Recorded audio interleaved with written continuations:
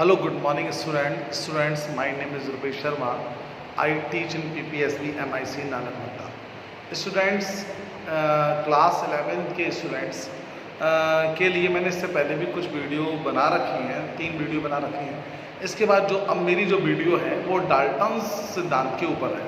तो डाल्टन सिद्धांत की जो वीडियो जो मैं बना रहा हूँ, जिन लोगों को ऑनलाइन क्लास में समझ में नहीं आया वो YouTube वीडियो के माध्यम से भी उसको समझ सकता है.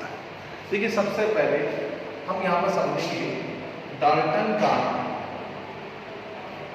परमाणु सिद्धांत.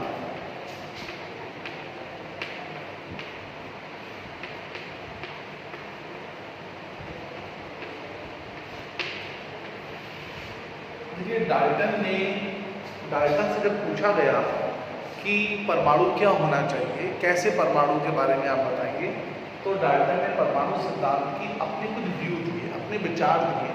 उन्होंने कहा था जो परमाणु होता है, अगर हम कोई भी पदार्थ लेते हैं तो किसी भी पदार्थ का वो स्मॉल पार्टिकल्स, छोटे से छोटा पार्टिकल्स जो होता है किसी भी पदार्थ का, सूक्ष्मतम पदार्थ होता है, पदार्थ का सूक्ष्मतम भाग, पदार्थ का सूक्ष्मतम जो पार्ट होता है वो हमेशा परमाणु होता है. तो डाल्टन से पूछा गया कि परमाणु क्या होता है, तो परमाणु किसी भी पदार्थ का छोटे से छोटा कण होता है, छोटे से छोटा पदार्थ का छोटे से छोटा भाग होता है, उसको हम क्या बोलते हैं, परमाणु बोलते हैं. इसके बाद उनसे जब पूछा गया और आप क्या बताएं, तो उन्होंने कहा था जो परमाणु होता है वो अविभाज्य होता है. परमाणु जो होता है अविभाज्य होता है, अविभाज्य होता है. ये बात डाल्टन ने बताई है. परमाणु अविभाज्य होता है कि परमाणु को विभाजित नहीं किया जा सकता. इसके बाद तीसरी बात डाल्टन ने बताई थी कि जो परमाणु होता है ये अविनाशी होता है. परमाणु अविनाशी होता है, अर्थात इसका विनाश संभव नहीं है. इसको ना तो उत्पन्न किया जा सकता है ना नष्ट किया जा सकता है. परमाणु अविनाशी होता है. इसके बाद नंबर 4 में यह बताई थी कि परमाणुओं के मिलने से परमाणुओं के मिलने से अणु बनते हैं. मतलब अगर कभी भी अणु का निर्माण हो रहा है तो परमाणुओं के जुड़ने से होता है. तो स्मॉल पार्टिकल्स, इसका मतलब अणु परमाणु से थोड़ा बड़ा होता है, बड़ा भाग होता है.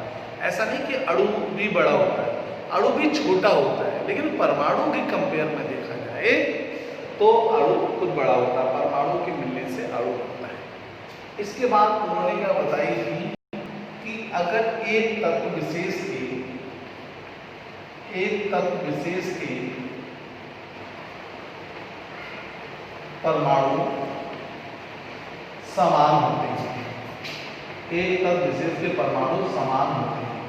ये बात उन्होंने बताई थी कि जैसे अगर मान लिया कोई तत्व है, अगर उनके अगर परमाणु देखें तो सभी परमाणु एक जैसे होंगे. और उन्होंने बाद में यह बताई थी कि एक तत्व के परमाणु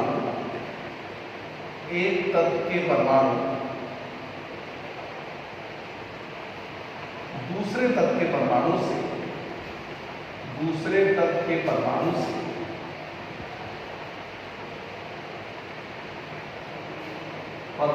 भिन्न होती है. दूसरे तत्व के परमाणु से भिन्न होती है. ये बात बताइए. इसके बाद सबसे देखो पहले पॉइंट देखें, पदार्थ का सूक्ष्मतम जो पदार्थ भाग होता है वो एक परमाणु होता है. परमाणु जो होता है, हाँ, इसके बाद एक लास्ट बात है कि परमाणु रासायनिक अभिक्रिया में भाग होता है. परमाणु रासायनिक अभिक्रिया में भाग होता है. अभिक्रिया में भाग होता है. तो स्टूडेंट्स, ये जो 7 पॉइंट्स हैं, यही पॉइंट्स डाल्टन के सिद्धांत में लागू होते हैं.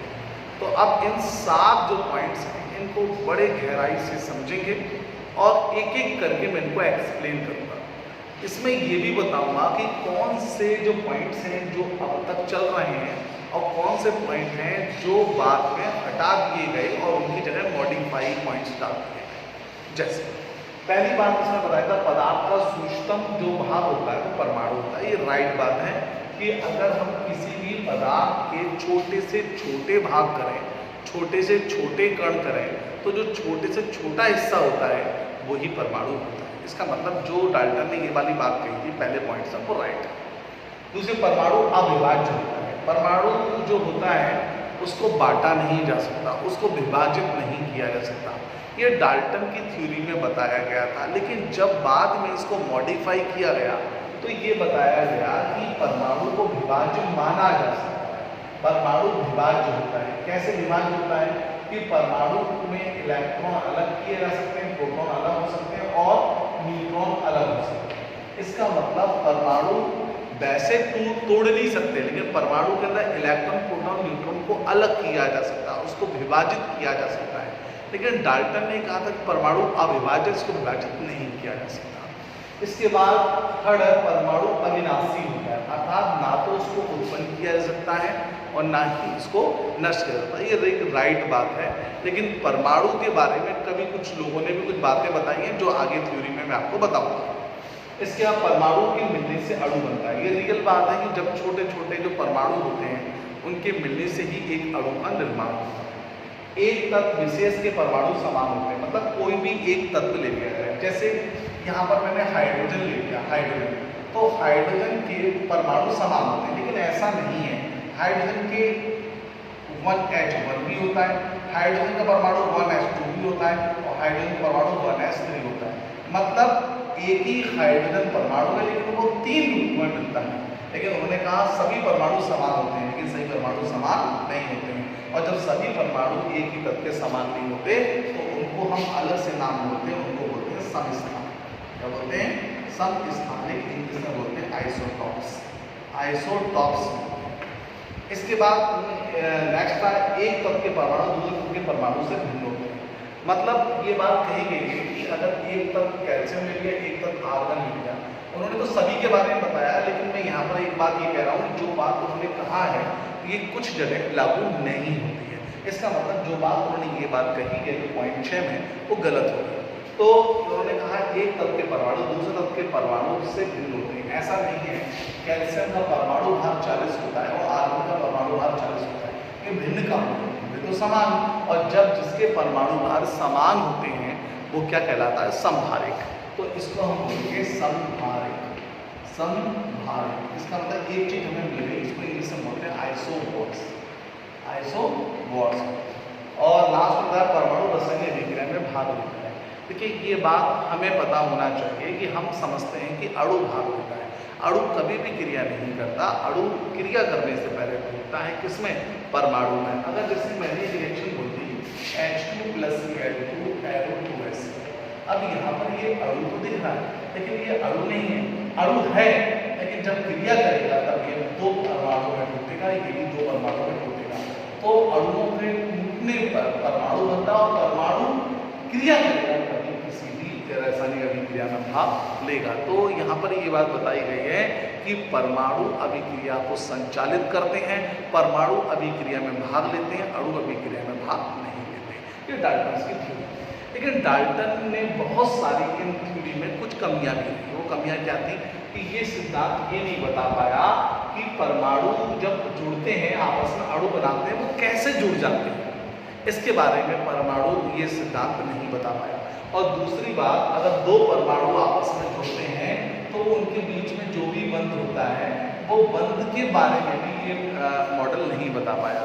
और लास्ट में ये जो सिद्धांत है ये गैलुसेक के नियम को भी नहीं बता पाया। तो इतनी सारी बातें आपको ध्यान रखनी है, नोट्स बनानी है और ऑनलाइन में भी आपको ध्यान देना है। व्हाट्सएप पर भी वर्क आता है, उस पर भी ध्यान देना है और यहाँ पर जो मैं पढ़ा रहा हूँ उस पर भी ध्यान देना है। That's all. नेक्स्ट